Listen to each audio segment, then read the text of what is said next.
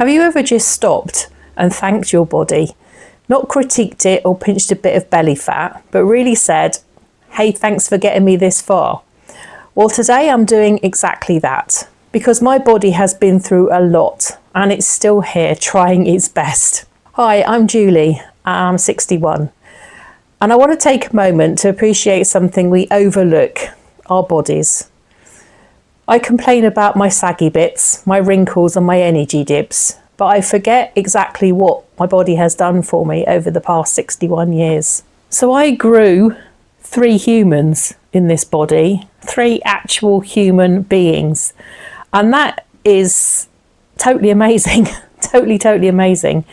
When you think about how much they are striving in the robotic world to try and build artificial wombs to help infertile couples, and you understand all the setbacks that they're coming up with getting it to work properly. That's what our bodies do. We actually grow human beings inside us, and that is a real, I'm not going to say miracle, but I mean it is just absolutely astonishing, really. Not to mention growing them is the birthing process as well. I mean, when you think about it, it's absolutely I just awesome, I guess is the word for it. It's absolutely awesome what our bodies can do. So not only do we grow these humans, but we birth them as well. So we put up with all that pain, and there's all that process of the actual physical side of getting that baby out. And it is totally out of this world. But not only that, there's the illness side of it. Our bodies do actually cope with an awful lot. I've had 2 bouts of COVID and I felt like death with both of them, but my body my body responded and it was able to fight the infection. And when you think about that in itself, it wasn't, there were no cures for COVID. Our bodies had to, the autoimmune system had to kick in and it had to cure us from it, it had to make us well. And that, again, is amazing. And not only this COVID, I mean, there's from being a baby to a full adult, there's so many illnesses that we get. Not only is there the common cold, but there's chicken pox, there's German measles. What else have I written down? Chest infections, earaches, conjunctivitis, lots of other infections that our bodies just automatically cope with. I had a bout of flu, I've had a chest infection, and I'm still here. I wheezed, I coughed, I had dramatic fever moments, I slept for hours. I wouldn't say I slept for days, but it felt like it. But I bounced back and I'm here. And that's what my body did. It recovered for me.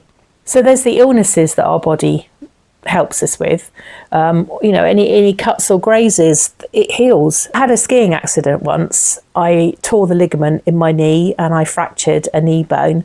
And I did have to have the blood wagon come and ski me down. I was behind, all wrapped up in the, the stretcher thing. And I was skied behind as a trailer, I suppose, behind this guy, and he skied me all the way down the mountain. Yes, I had it plastered, and it took my knee about 6 weeks to recover from that. I do still have a few aches when it gets very cold, but apart from that, it's been fine. So people break bones. We break legs and arms, and our body is very clever and it repairs it. And it's the same, when we cut ourselves, whether it's a silly accident with a kitchen knife, whether as children, we playing conkers and we bruise ourselves and fall over. I do remember having a go-kart and charging down a hill where we used to live, and falling out of the go-kart and scraping my elbows, knees and shins and loads of places, and a few weeks later your skin's back as good as new. It's may have a few scars, but we do recover from it. Our bodies are absolutely amazing. they can repair a lot of damage that has been done, whether it's accidental or whether it's, purposeful, or, whatever happens to your body, they can repair it. They can help your body to recover by giving you antibiotics. Sometimes our body needs a little bit of help like that, but most of the time our body will repair itself on its own. It's well-known fact that livers can totally regenerate from a very small amount to a whole new liver. I'm not saying that all organs can regenerate like that, but I think our body, if given the right circumstances and the right nutrition, can actually repair itself very well indeed, and it doesn't need any help from any outside intervention. Our body goes through a lot. On hot days, like we've just had a heat wave in the UK, our body deals with the hot temperatures. Mine doesn't deal with it particularly well, and I get very scrumpy and very stressed, but it does deal with it. It cools us down. And likewise in the winter, when it's freezing cold, we don't get too many below zero temperatures in the UK, but as long as we wrap up warm, our bodies will recover from that too, and we can continue to function on a daily basis. Our body really is very, very clever at looking after us, and I think I need to start looking after mine a bit better. Some people have tattoos done.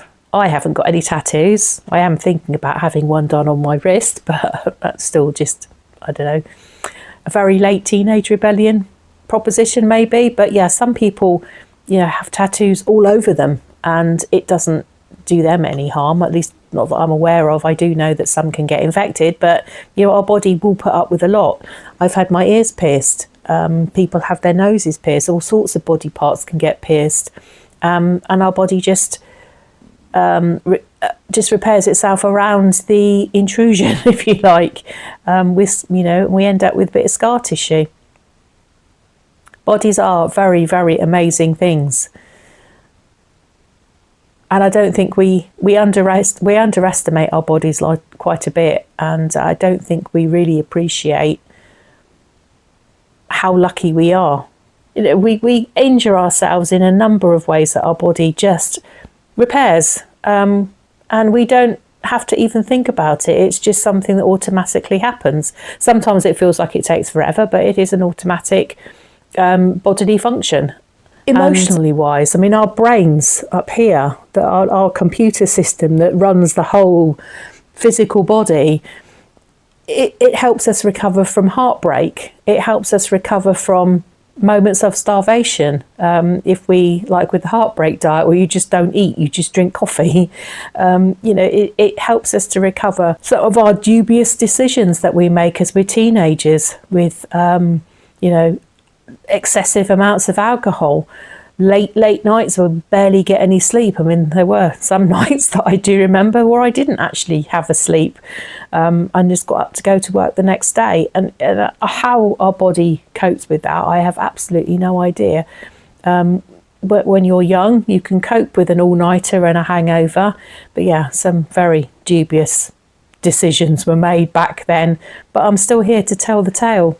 Also, our body copes with lots of stress that come with sleepless nights from looking after a baby, for example.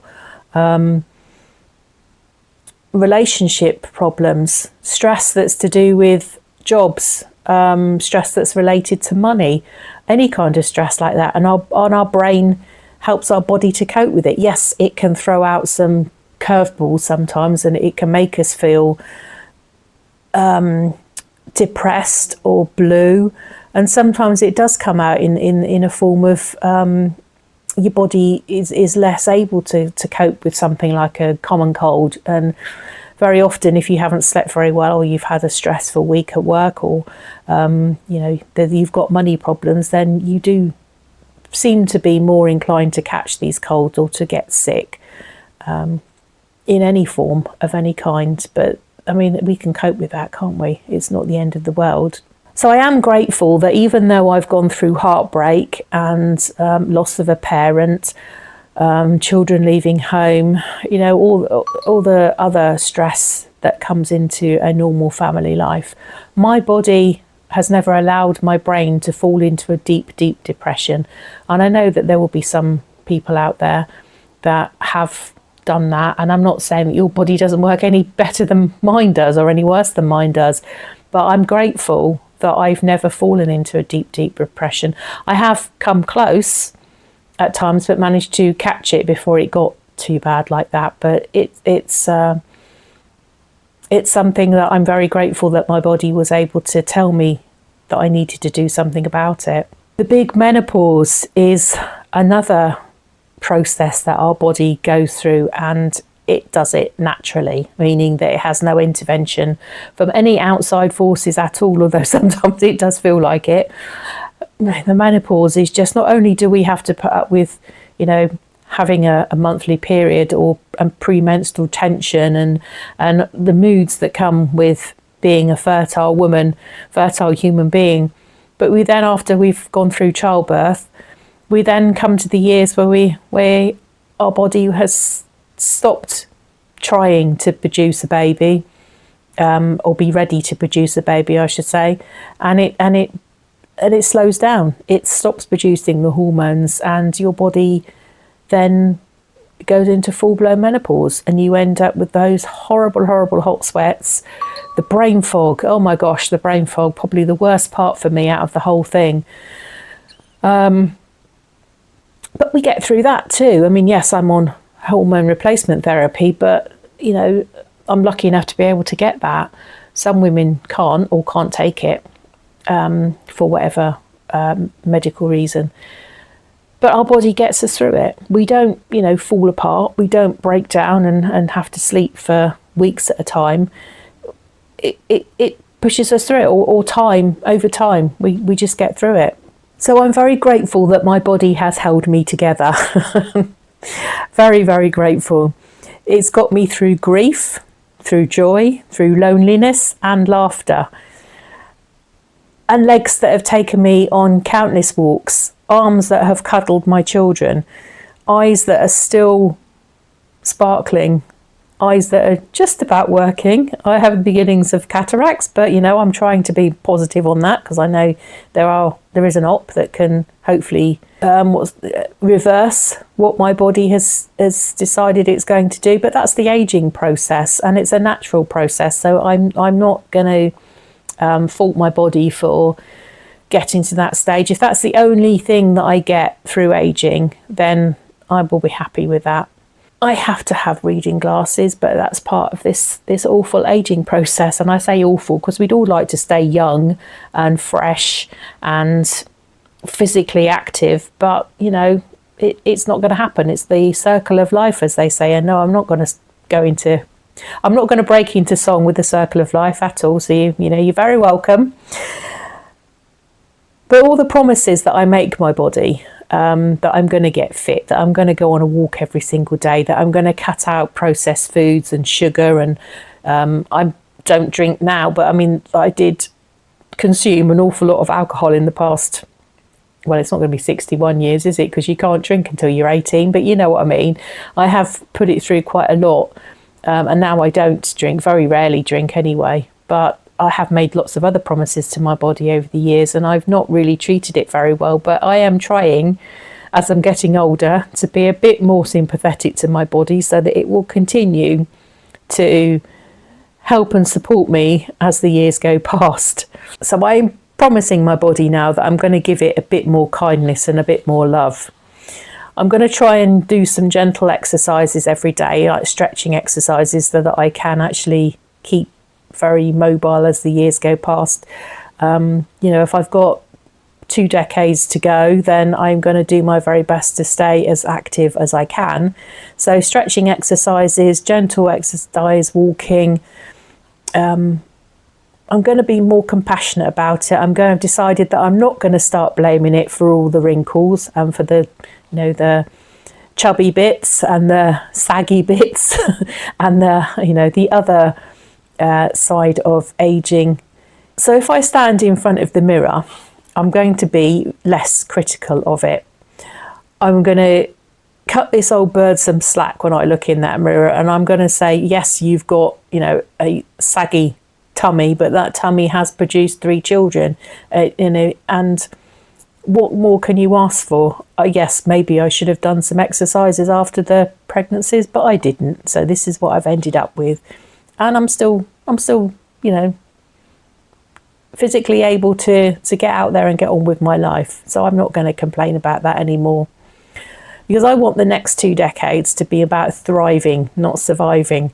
So I have to be very, very grateful for where my body has got me to this point at 61. A lot of people don't get that choice to be able to get to 60 in their 60s. I've lost 2 very good friends to cancer, and they're not around to be able to do what I do. They're not been lucky enough, you have to be grateful, I think, that you are the lucky one that is here to go on. And I think you owe them as well as yourself to go on and be as happy as you possibly can be and honour their memories. So I am standing here today, actually I'm sitting here. I'm sitting here today in front of you saying that I am very, very grateful to my 61-year-old body for getting me this far. It's got a few extra nooks and crannies. It's got a few extra bits in it, like fillings in my teeth, for example, but I haven't had any joints replaced, so I've got no bionic metal replacements anywhere.